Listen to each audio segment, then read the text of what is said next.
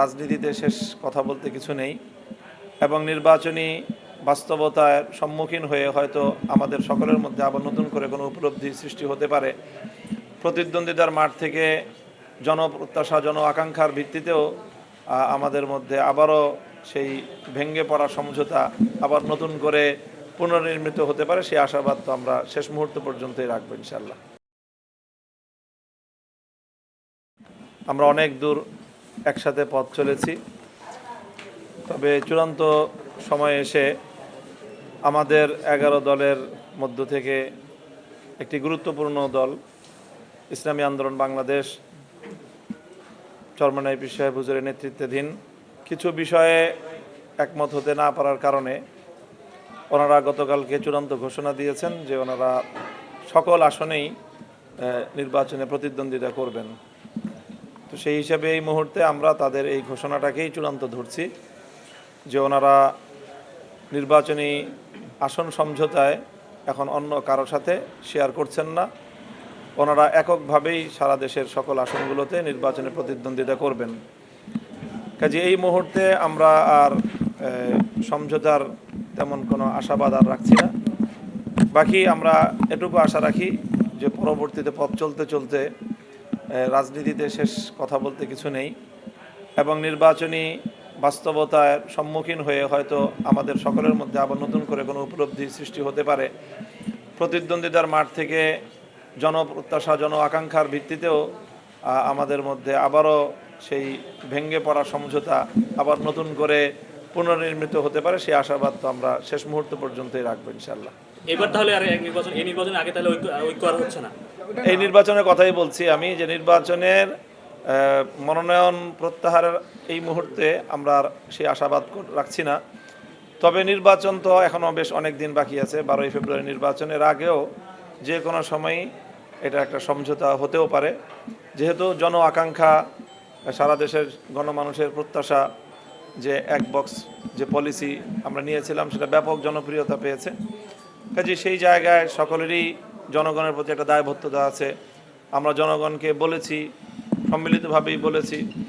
কাজে জনগণের কাছে যাওয়ার পরে মাঠ থেকে যে প্রতিক্রিয়া আসবে সেটার কারণে হয়তো আবার আমাদের মধ্যে একটা এই যেই দূরত্বটা সৃষ্টি হয়েছে সেটা আবার আমি আশাবাদী এখনো যে শেষ মুহূর্ত পর্যন্ত সেটা পুনর্নির্মিত হতে পারে। আপনাকে দায়িত্ব দেওয়া হয়েছে গতকালকে তারা আনুষ্ঠানিক ঘোষণা দেওয়ার পরে আপনি তাদের সঙ্গে কোনো যোগাযোগ হয়েছে কিনা বা আপনার সাথে কোনো যোগাযোগ হয়েছে?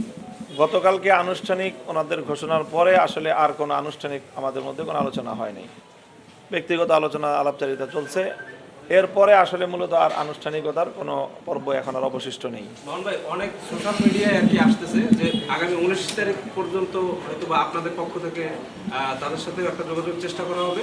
যদি 19 তারিখ পর্যন্ত তারা পজিটিভ কোনো সাড়া না দেয় তাহলে হয়তো 20 তারিখ আপনারা 10 দলে বাকি যে 47টা আসন ছিল সেটা আসলে না আমরা জি না আমরা অতদিন পর্যন্ত এখানে আরও অনেকগুলি পর্ব আছে। মনোনয়নগুলো যেগুলো আমরা সমঝোতার ভিত্তিতে ঐক্যমত হয়ে গেছে সেই আসনগুলো থেকে অন্যান্য প্রার্থীদের মনোনয়ন প্রত্যাহারের বিষয় আছে। তো আমরা প্রাথমিকভাবে ঠিক করেছি যে 19 তারিখে আমরা সম্মিলিতভাবে আমাদের এই যারা নির্বাচনী ঐক্যের শরিক সকল দলের যে সকল আসনগুলো সব আসনই সমঝোতা হয়ে যাচ্ছে, তো একজন প্রার্থী ব্যতি রেখে অবশিষ্টরা সকলেই সেখান থেকে মনোনয়ন প্রত্যাহার করবে এবং সেই মনোনয়নগুলো আমরা ঐক্যবদ্ধভাবে একসাথে প্রত্যাহার করব। কাজেই আমাদের হাতে 19 তারিখ পর্যন্ত সময় আছে। তো আমরা আর 19 তারিখের আগে এখন আর অন্য কোনো কিছুর এই মুহূর্তে সম্ভাবনা দেখছি না, বরং আমরা এটাই ধরে নিয়েছি গতকালকের ইসলামী আন্দোলন বাংলাদেশের প্রেস ব্রিফিংয়ের পরে যে ওনারা 300 আসনেই এককভাবে নির্বাচন করছেন সেটা ধরে নিয়ে এখন আমরা আমাদের কর্মপরিকল্পনা সাজাচ্ছি। এই মুহূর্তে একটা ভাইটাল সময়, আর হাতে বেশি সময় নাই, প্রচারণা 22 তারিখ শুরু হচ্ছে। ঠিক এই মুহূর্তে এসে ইসলামী আন্দোলন সরে যাওয়াটাকে কেন বা কী কারণ হতে পারে আপনি কি মনে করছেন? কারণ তো ওনারা ওনাদের কারণ ব্যাখ্যা করেছেন এবং তাদের বক্তব্য তারা মিডিয়ায় প্রেসে উপস্থাপন করেছেন। কাজে এখানে আর নতুন করে কারণ বিশ্লেষণ করার কিছু নেই।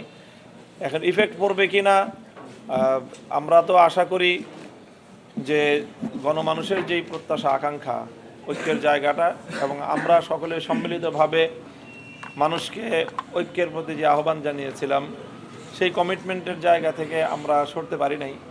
তো সেই জন্য আমি তো আশা করি যে খুব বড় একটা ইফেক্ট পড়বে না। আমরা মনে করছি যে এটা আমাদের ব্যর্থতা যে আমরা সকলে মিলিত হয়ে থাকতে পারলাম না, এবং আমরা জনগণের যে জনপ্রত্যাশা আমরা তৈরি করেছি সেই প্রত্যাশা জায়গাটাকে আমরা পরিপূর্ণভাবে রক্ষা করতে পারি নাই। আমাদের কোনো ভুল ত্রুটির কারণে এটা হয়েছে। আমরা সেই ভুল ত্রুটির দায়ভার নিজেরাই স্বীকার করছি, অন্য কাউকে দায় দিচ্ছি না। changetv.press এক ফোঁটা হলুদও নেই।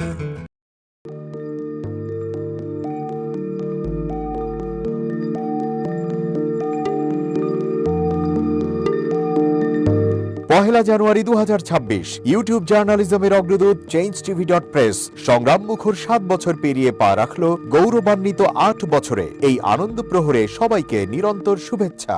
আমি নিজেকে ধন্যবাদ মনে করি, আমি সৌভাগ্যবান। চেঞ্জ টিভির পক্ষ থেকে আমার সাক্ষাৎকার নেওয়ার জন্য তারা আসছেন, এবং চেঞ্জ টিভি দীর্ঘ 8 বছর ধরে এই কাজগুলি করছে।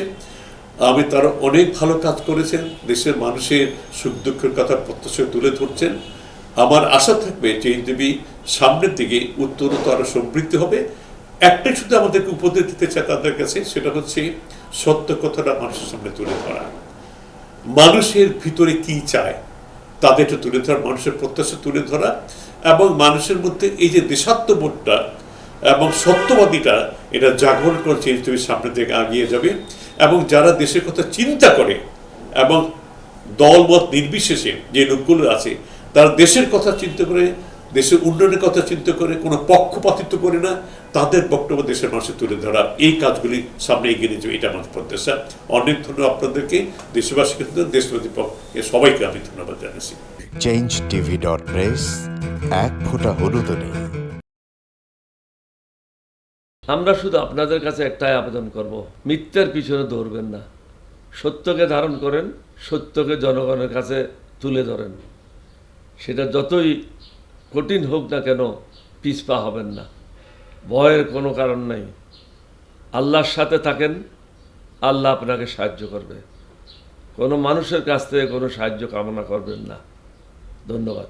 changetv.press এক ফোঁটা হলুদও নেই। হ্যাঁ, চেঞ্জ টিভি আমি বিশেষ কারণে দেখি সুযোগ পেলে, বিশেষ করে তোমার অনুষ্ঠানটা যখন হয় আগে পরে আমি দেখে থাকি, ভালো লাগে, উপস্থাপনা ভালো, মোটামুটি সব কিছু ভালো। আমি তাদের শুভকামনা করি, এবং চেঞ্জ টিভি আমি আশা করি সবসময় নিরপেক্ষ, যেহেতু এই চেঞ্জ টিভিটা সংবাদ প্রচারের একটা মাধ্যম, সুতরাং সঠিক সংবাদটাই চেঞ্জ টিভি প্রচার করবে, এটাই আমার কামনা থাকবে তাদের কাছে। সেই সঙ্গে আমার শুভেচ্ছা থাকবে। changetv.press এক ফোঁটা হলুদও নেই।